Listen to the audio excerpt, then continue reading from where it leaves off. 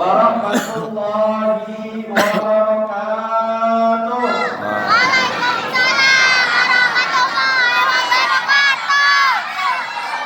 Alhamdulillah, nahmaduhu wa nasta'inuhu wa nastaghfiruh wa na'udzu billahi min shururi anfusina wa sayyiati a'malina. May yahdihillahu fala mudilla lahu wa may yudlil fala hadiya lahu. أشهد أن لا إله إلا الله وحده لا شريك له وأشهد أن سيدنا ونبينا محمدا عبده ورسوله اللهم صل وسلم على سيدنا محمد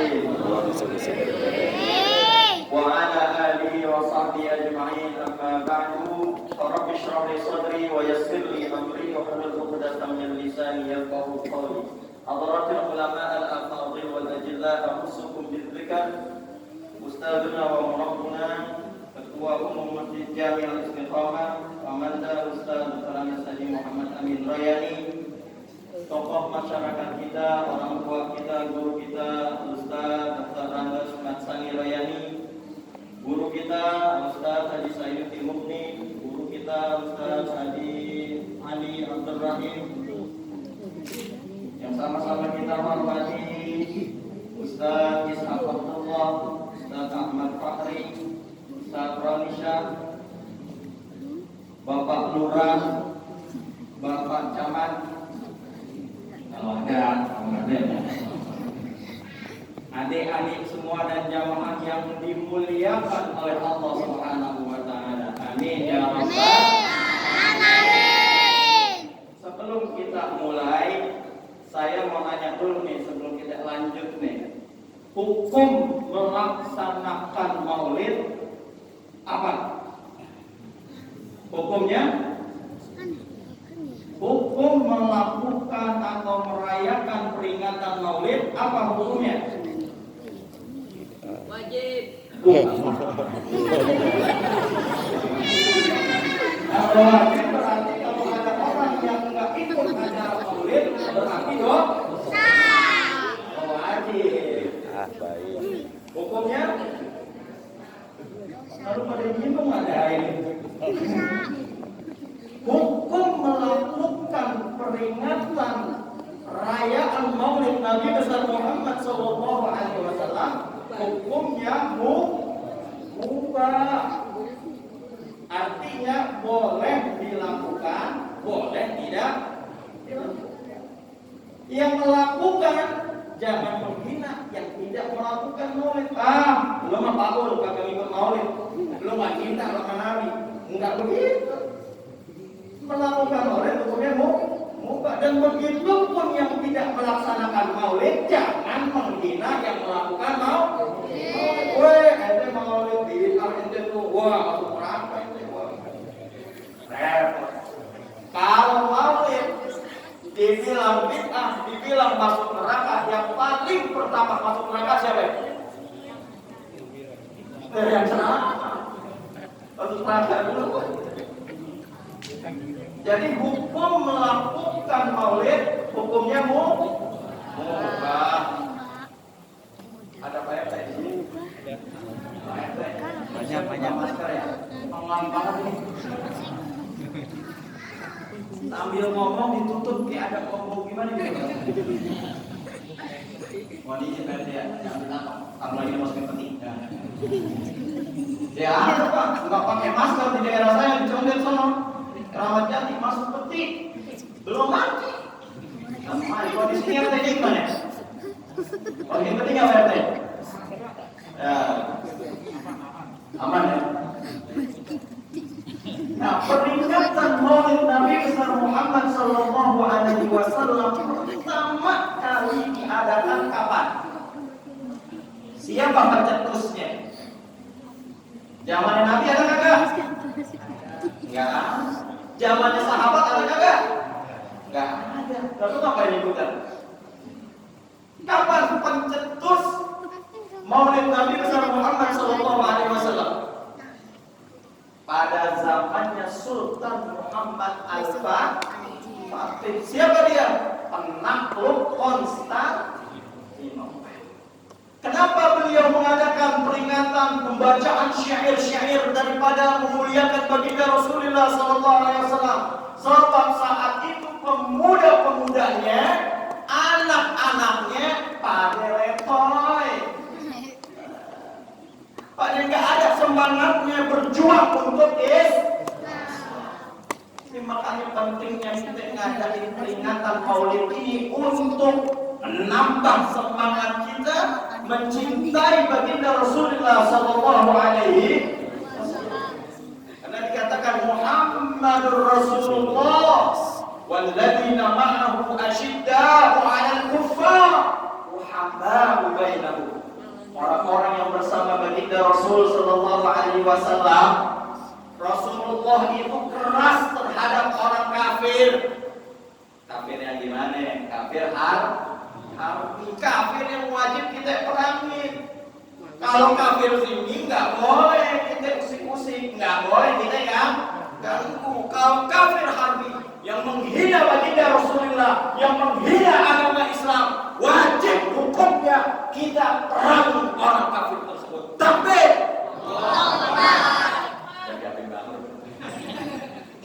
orang panjang begitu ini sekarang ini ada presiden Perancis, benar ya? Menghina siapa? Menghina Nabi Muhammad sallallahu alaihi wasallam. Dia membebaskan yang namanya pembuatan karikatur Nabi Muhammad sallallahu alaihi wasallam. Ini bukan kebebasan, tetapi ini adalah penghinaan terhadap 2 miliar manusia yang beragama Islam yang ada di dunia. Kalau kita sebagai umat Nabi Muhammad SAW tidak tergentak hati kita, tidak marah hati kita ketika Nabi kita dihina oleh orang, maka perlu dipertanyakan keimanan kita di hadapan Allah Subhanahu wa Ta'ala. Nabi Muhammad mulia. Tadi dibaca itu di rawi yang ketiga. Wa utiyat ummuhu fil manam faqila laha innaka qad hamalti bi sayyidil alamin wa khairil wa sammihi idza wada'tihi Muhammadan li annahu satuh. Ini makanya kalau lagi maulid, kalau ada yang baca maulid didengerin. Ini Masya Allah nih. Ini kemuliaannya baginda Rasul sallallahu alaihi wasallam. Ketika Nabi ada di dalam kandungan ibunya, siapa nama ibu Nabi? Siti Aminah. Aminatul Zuhriyah. Ketika Siti Aminah sedang mengandung baginda Rasulullah sallallahu alaihi wasallam, Siti Aminah bermimpi malamnya. Wa utiyat ummuhu fil manam. Didatangi itu di dalam mimpinya Siti Aminah. Didatangi sama siapa? Para anbiya wal mursalin, oleh nabi-nabi dan para rasul. Dikatakan oleh nabi-nabi yang sebelumnya, sama rasul sebelumnya, Aminah, ketahuilah bahwa orang yang engkau kandung saat ini, orang yang ada di dalam perutmu ini adalah manusia yang luar biasa, dan ini akan menjadi rahmat untuk seluruh alam semesta ini. Dari kandungan aja Nabi Muhammad udah mulai. Dan dikatakan kalau nanti anak ini lahir, maka namakanlah anak ini dengan sebutan Muhammad. Jadi nama Muhammad itu udah langsung disuruh sama Allah. Yang namain Nabi Muhammad, Allah memerintahkan kepada para nabi, para malaikat untuk memberitahukan kepada Sayyidatuna Aminah Az-Zuhriyah untuk memberikan namanya sebagai nama Muhammad. Kenapa dinamakan Muhammad? Li'annahu satuhmadu uqba. Karena manusia ini nanti akan dipuji-puji oleh orang, bahkan dipuji-puji oleh musuh baginda Rasulullah sallallahu alaihi wasallam. Tuh, pentingnya kita mau itu, jadi kita paham tuh riwayat-riwayat. Di pasal yang keempat tadi dibaca lagi. Tadi masih dikandung. Ketika Nabi lahir, hadara ummahu lailata maulidihi Asiyatu wa Maryam fi niswatin minal hadiratil qudsiyah fa'akhadha al-makhadu fawaladat sallallahu alaihi wasallam nuran yatala'la la'usna. Nah, ketika Nabi Muhammad sallallahu alaihi wasallam lahir ke muka bumi ini, hadara ummahu lailata maulidihi, datang itu Siti Aminah didatengin di saat lagi mau proses kelahiran baginda Rasul sallallahu alaihi wasallam, didatengin sama orang yang udah mati. Ini mana?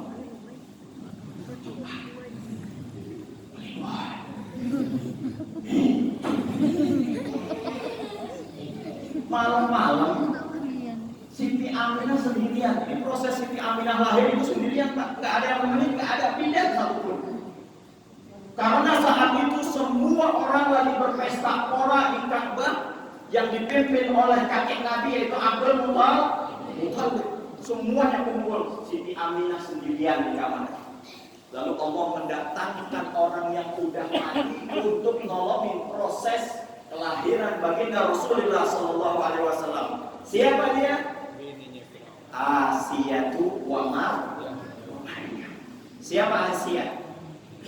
Bininya Fer. Yang kedua Maryam siapa? Masih ulang. Siti Maryam ibundanya Nabi Allah Isa alaihi. Kedua manusia suci ini menemani daripada Siti Aminah Zuhriyah ketika hendak melahirkan baginda Rasulullah sallallahu alaihi. Enggak sampai di situ, ketika baginda Rasul lahir, baginda Rasulullah sallallahu alaihi wasallam langsung dia berposisi sujud dan tangannya ke atas seraya dia berkata la ilaha. Tuh nih, orang spesial nih Pak, jangan disamain sama Muhammad yang lain. Lah benar. Ini Muhammadur Rasulullah nggak boleh disama-samain.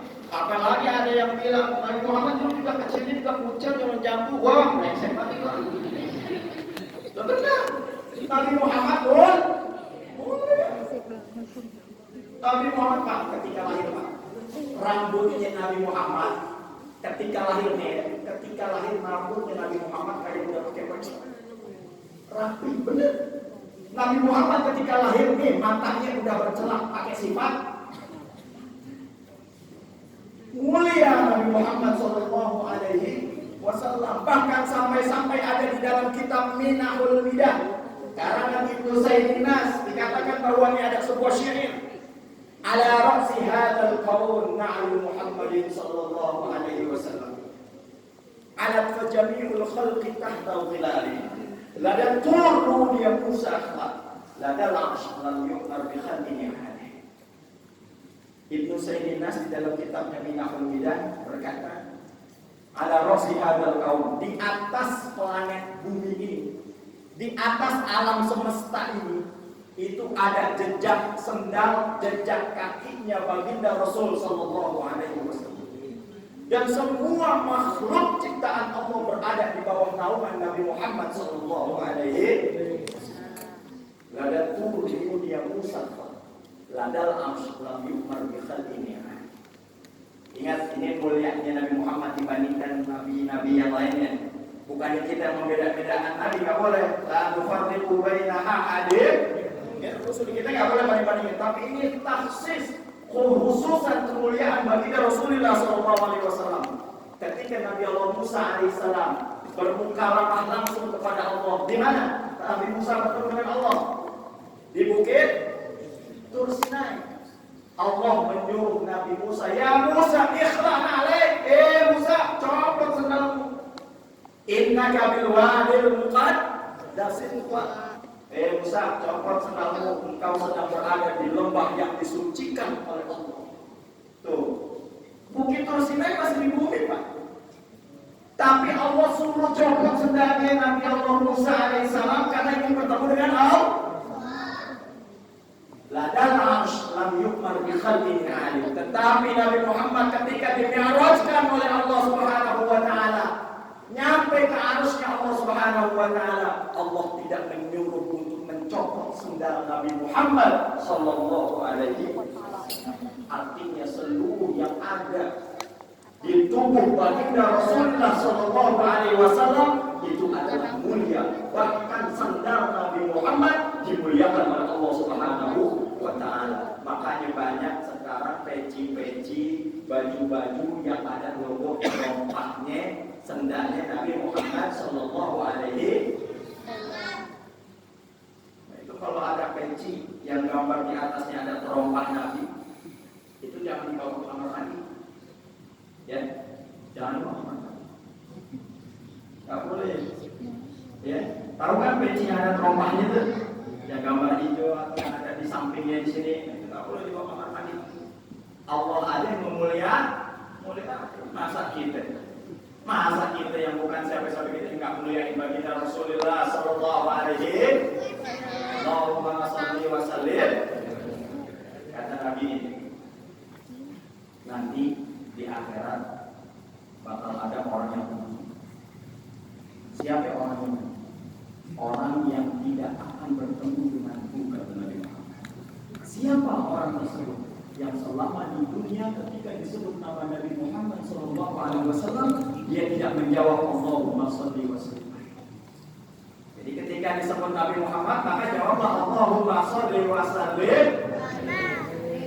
Sekarang saya mau tanya di sini, acung tangan yang belum pernah mimpi bertemu baginda Rasul. Yang belum pernah mimpi, angkat tangan. Yang belum pernah mimpi.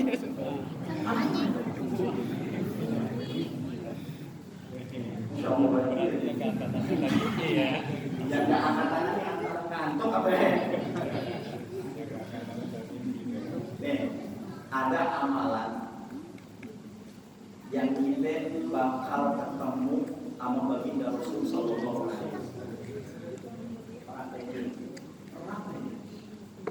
Baca setelah sholat 5 waktu, jangan pernah ditinggalkan baca laqad ja'akum rasulun min anfusikum azizun 'alaihi ma 'anittum harisun 'alaikum bil mu'minina raufur rahim. Fa in tawallaw faqul hasbiyallahu la ilaha illa hu 'alaihi tawakkaltu wa huwa rabbul 'arsyil.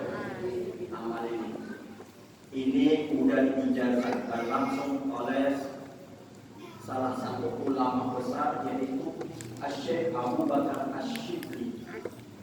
Beliau mengamalkan ini setiap sholat 5 waktu, bukan hanya mimpi ketemu Rasul, tetapi dikejuk keningnya oleh baginda Rasulullah sallallahu alaihi wasallam.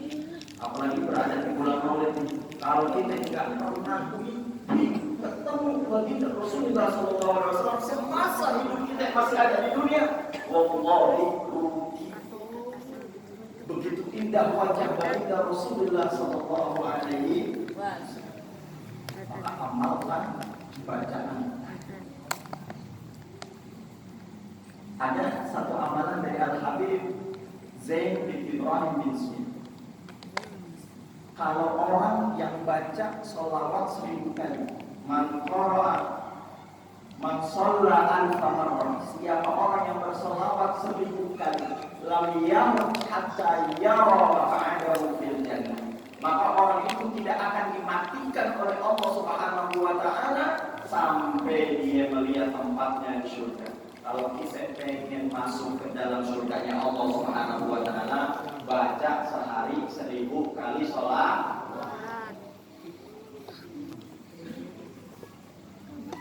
Berapa kali kita sehari baca sholawat? Hah?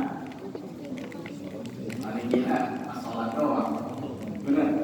Itu kalau sholat. Sholat mungkin Pak. Ini ada kisah. Ini ada kisah di zamannya Al-Imam Al-Jazuli. Imam Jazuli ini, beliau ini salah satu ulama besar dan dia mengarang satu kitab. Kitabnya itu bagus banget. Kumpulan selawat-selawat yang dinamakan Dalailul Khairat. Ini ada nih, kitabnya Dalailul Khairat. Al-Imam Jazuli ketemu sama anak bocah nih kayak segini tadi. Nih, bocahnya segini nih kayak anak kecil. Ketika lagi safar, Imam Jazuli bertemu anak bocah. Saat itu Imam Jazuli pengen wudhu. Dia ngelihat ada sumur. Kalau ada air di sumur, ngambilnya pakai apa? Pakai timba. Nah ini sumurnya nggak ada timbanya, Ustaz. Bingung nih Al-Imam Jazuli nih, gimana nih caranya nih ngambil air nih? Gua nggak ada timba, nggak ada kayu, nggak ada air. Datang bocah, Tuan, mau ngapain Tuan? Mau ngambil air nih? Cek, ngambil air pakai kayu. Itu mau bocah. Nih Tuan, saya ambilin nih air nih, ya. Lihatin nih Tuan nih, bocah segini. Air dilihat, diludah. Cuk. Nah, Tuan.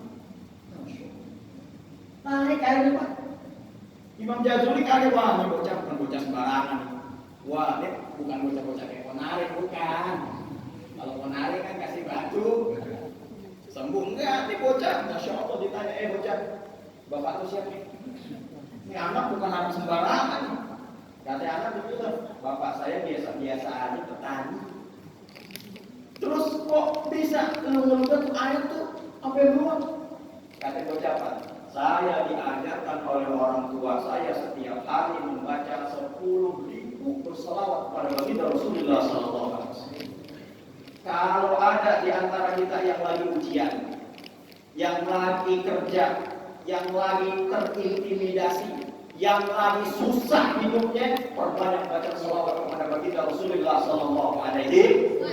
Insya Allah nanti segala hajat-hajat kita akan dikabul oleh Allah Subhanahu wa Ta'ala. Setiap doa yang disandingi dengan nama baginda Rasulullah SAW sebelum sholat kita, doa-doa kita akan diijabah oleh Allah Subhanahu wa Ta'ala. Amin ya rabbal alamin. Mudah-mudahan perkumpulan kita di masjid yang mulia ini, di malam yang mulia, karena kita memuliakan orang yang mulia, mudah-mudahan kita semuanya dimuliakan oleh Allah Subhanahu wa Ta'ala. Mudah-mudahan kita keluar dari masjid ini diampuni dosa-dosa kita dan kita diselamatkan oleh Allah Subhanahu wa Ta'ala dari segala macam wabah, virus, COVID-19, corona, segala macamnya. Kita dilindungi oleh Allah Subhanahu wa Ta'ala berkat Sayyidina Muhammadin sallallahu alaihi wasallam. Mohon maaf lahir batin kalau ada salah-salah kata. Wallahul muwaffiq ila aqwamit thoriq. Wassalamualaikum warahmatullahi wabarakatuh.